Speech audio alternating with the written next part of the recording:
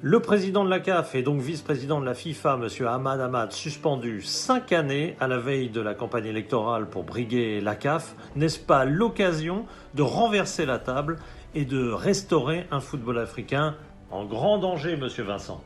Ah, s'il y a danger alors, on y va.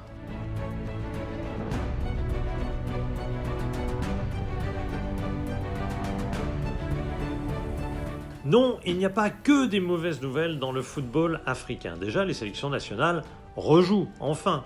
Un an après, la CAF a réussi l'exploit, parfois au forceps, de faire disputer les 48 matchs de qualification pour la CAN en ce mois de novembre.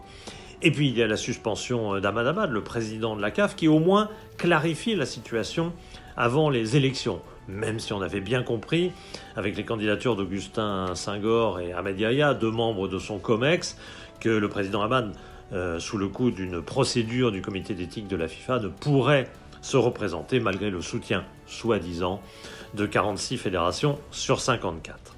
Et puis, il y a la Ligue des Champions, qui enfin se termine avec la finale ce vendredi soir, plus d'un an après. Mais, parce que là, il y a beaucoup de mais à dire, il y a le mais d'abord sur cette Ligue des Champions, et bien que si la date a changé, normal, Covid oblige, la formule aussi a été modifiée, la Coupe de la Confédération s'est jouée en Final Four, pas la Ligue des Champions, comprendre qui pourra. Quant au lieu, on l'a appris il y a une vague semaine, le lieu de la finale finalement sera Le Caire, tout simplement la ville des deux clubs finalistes, Al Ahly et Zamalek. Et revenons sur les fameux 48 matchs de la CAN qui parfois sont disputés dans des conditions très particulières. Entre le Tchad qui allume 2 pylônes sur 4 pour son match contre la Guinée, qui change l'horaire au passage, essaye de changer l'horaire au passage, la Gambie qui fait dormir le Gabon dans l'aéroport, les Gabonais qui eux-mêmes sont arrivés à 23h40 la veille d'un match très important. Il y a des tests Covid positifs pour les joueurs maliens en Namibie, mais négatifs avant d'arriver et négatifs au moment après leur départ. Il y a encore le Togo, ou plus exactement tous les matchs qui sont disputés parfois avec un écart trop faible de 3 jours. Le Togo, par exemple, entre un retour qui a duré une demi-journée d'Égypte, et ben ils ont eu en tout et pour tout une petite séance de 55 minutes pour préparer le match retour. Vous ajouterez à cela tous les joueurs qui n'ont pas pu venir, pas libérés par exemple par leur club, ou parfois libérés tellement tardivement qu'ils ont raté au moins un match, pour se dire que finalement tous les matchs se sont disputés, mais parfois ça n'a tenu qu'à un fil. Quant à Ahmad, eh bien, sa suspension de 5 ans a été justifiée par le comité d'éthique de la FIFA, ce qui est bienvenu compte tenu de l'opacité dans laquelle toute la procédure a été tenue. Et même quand on voit le verdict, eh bien, on se dit que c'est dommageable. Cette opacité a été dommageable parce qu'on aurait très très bien pu prendre cette décision il y a déjà une bonne année. Autre modération à cette bonne nouvelle, la présidence par intérim est donc assurée par le premier vice-président, Constant Omari, lui-même sur le coup d'une procédure, d'une affaire qui peut à tout moment le faire suspendre. Donc on le voit bien dans cette description non exhaustive, on est dans le football africain au bord d'un chaos généralisé. On peut effectivement parler de danger avec cette suspension, alors, parce qu'elle plonge le football africain encore un peu plus dans l'incertitude et dans le manque de visibilité. L'incertitude, parce que tout le monde du sport est dans l'incertitude avec le Covid, mais la plupart du temps, et on l'a vu en Europe, les compétitions, les clubs, les joueurs sont plus ou moins préservés grâce aux contrats télé et aux contrats de sponsoring. Malheureusement, dans le cas de la CAF, juste avant le Covid, la CAF a dénoncé un contrat très important avec le groupe français Lagardère, qui lui donnait jusqu'à 2028 une visibilité sur $1 milliard sur 12 ans. Et donc ça avait vocation à stabiliser, à donner une visibilité pour les investisseurs, pour les clubs, pour s'organiser. Cette visibilité, elle n'est plus là aujourd'hui. Alors comment retrouver des partenaires dans cette période compliquée de Covid quand les compétitions sont illisibles? On va donc jouer cette fin de semaine la finale de la Champions League de la saison passée. Les compétitions de la CAN sont régulièrement reportées. pour des raisons que l'on peut comprendre, bien évidemment, mais comment vendre à ce moment-là ce football africain, ça devient vraiment très compliqué. Et sans argent, ça sera très difficile de ne pas être sous tutelle ou même de ne pas disparaître totalement.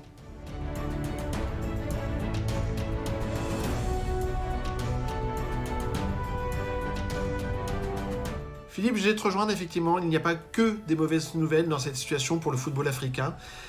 Si ce football africain saisit l'opportunité de cette double crise, une crise sanitaire comme partout dans le monde, et une crise politique, pour pas dire institutionnelle, pour se transformer, pour saisir l'opportunité d'aller chercher son potentiel. On connaît le potentiel sportif du football africain. Il y a des joueurs de grand talent hier, aujourd'hui et certainement demain. Pour cela, eh bien, ça passera par la formation, la qualité de la formation et les réseaux de compétition. Ça passe aussi par son potentiel pour les fans. Oui, l'Afrique est intéressante parce que c'est une terre qui aime le football, des populations qui aiment le football, et les grands clubs européens possèdent en Afrique de grandes communautés. Et donc, il y a un vrai sujet par rapport à cela. Et puis, un potentiel de monétisation dans un troisième temps. Monétisation de ses fans par rapport aux grands clubs européens. Monétisation aussi de la diaspora africaine par rapport au marché africain lui-même et à ses clubs et à ses joueurs de talent. Bref, si le football africain passe de cette situation de crise pour faire les réformes souhaitées et souhaitables, alors oui, c'est un mal pour un bien. Alors Vincent, tu as tout à fait raison de ramener le débat sur le nerf de la guerre, l'argent. On sait peu de choses des comptes de la CAF. Dernier bilan produit, 2016-2017, au 30 juin 2017, il sanctionne le dernier exercice de la gestion Ayatou qui laisse autour de 150 millions de dollars sur les comptes de la CAF. On se doute que ce chiffre a baissé depuis, puisque la CAF ne produit plus aucun compte ou bilan sérieux, alors même que ses finances sont dirigées par le vice-président, le Marocain Fawzi Legja, qui est ministre du Trésor au Maroc, pays dans lequel on se doute qu'il pratique fort différemment. Au reste, toutes les informations sur les turpitudes financières de la gestion Hamad sont venues de l'intérieur même de la CAF. Secrétaire général, directeur des finances ont révélé, après avoir démissionné, ont révélé toutes ces turpitudes qui ont mené le comité d'éthique de la FIFA à sanctionner Hamad. Je veux ici d'ailleurs parler du rapport CAF-FIFA qui est intimement lié aux questions financières dont on parle ici. La FIFA est accusée d'être interventionniste en Afrique et même de néocolonialisme, et il y a une partie de vrai là-dedans. Mais la CAF a sa forte responsabilité. À preuve, la mission de Fatma Samoura, complètement incongrue, secrétaire générale de la FIFA qui dirige la CAF pendant 6 mois, c'était totalement incongru, mais il y a une concordance de date avec toute la découverte des turpitudes de la gestion Hamad qui montre bien pourquoi cette mission avait été nommée. Plus généralement d'ailleurs, la FIFA apporte aux fédérations africaines plus d'argent que la CAF elle-même. Dans ces conditions, on comprend évidemment son influence et on comprend mieux le prix de l'indépendance. Le prix de l'indépendance, c'est un développement économique, une stratégie économique forte de la CAF pour développer ses finances et ainsi pouvoir s'affranchir tout simplement de la FIFA. Ce sera l'un des grands enjeux de la campagne électorale à venir.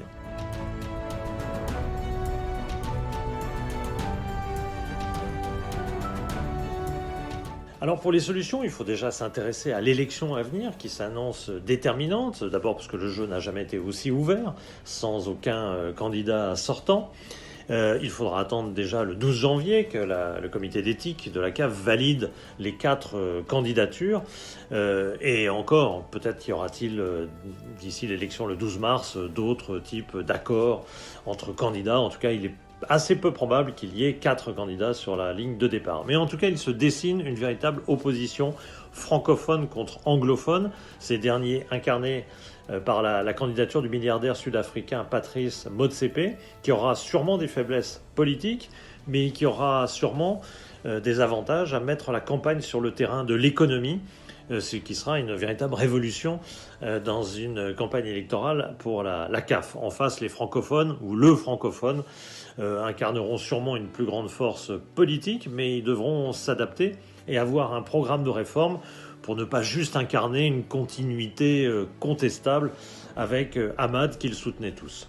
Bref, on espère une vraie campagne où pour une fois il y aura des programmes, des propositions de réforme.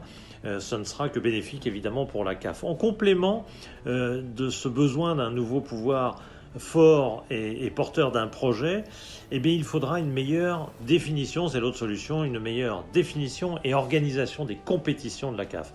Le dernier mandat a à peu près tout bougé, sans vraiment réformer et convaincre qu'il y avait une stratégie lisible derrière tout cela. Il faudra donc une stratégie, une ligne de la part des dirigeants, mais aussi derrière une administration forte et compétente pour donner de la valeur à ces compétitions qui aujourd'hui n'ont de professionnels que le nom.